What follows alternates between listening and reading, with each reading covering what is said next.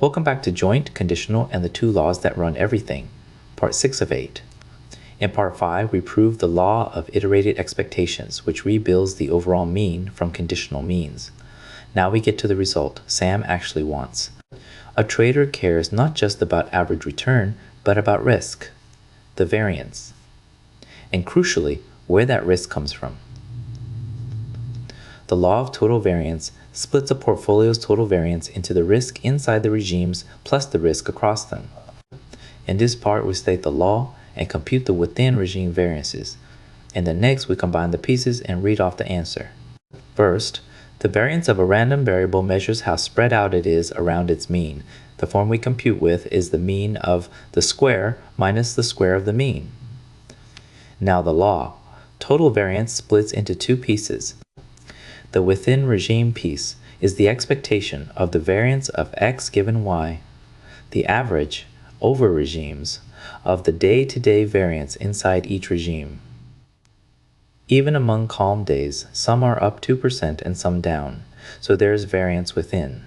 The across regime piece is the variance of the conditional mean, the variance of those regime averages, plus 0.71 versus minus 0.67. Just by switching regimes, the portfolio's center of gravity moves. The law says total risk is exactly the risk you would still face if you knew the regime, plus the risk that comes purely from not knowing which regime you are in. Nothing is double counted, nothing leaks. Why does this matter to Sam? If the across regime piece dominates, the smart move is regime forecasting. Predict the storm and you have killed most of the variance.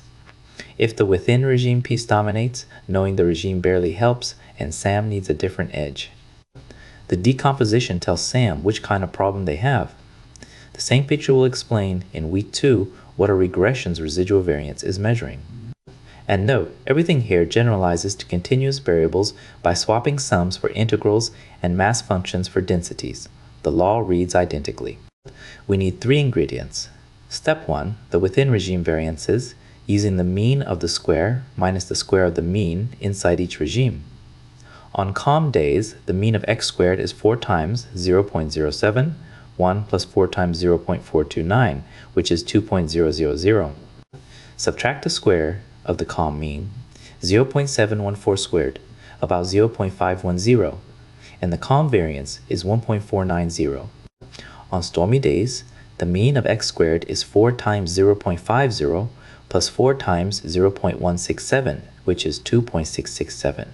Subtract the square of minus 0.667, about 0.444, and the stormy variance is 2.222. So stormy days are not only worse on average, they are also wider. To summarize Part 6, the law of total variance splits total variance into a within regime piece, the average variance inside each regime, and an across regime piece, the variance of the regime means. The within piece is the risk you would still face knowing the regime. The across piece is the risk from not knowing which regime you are in.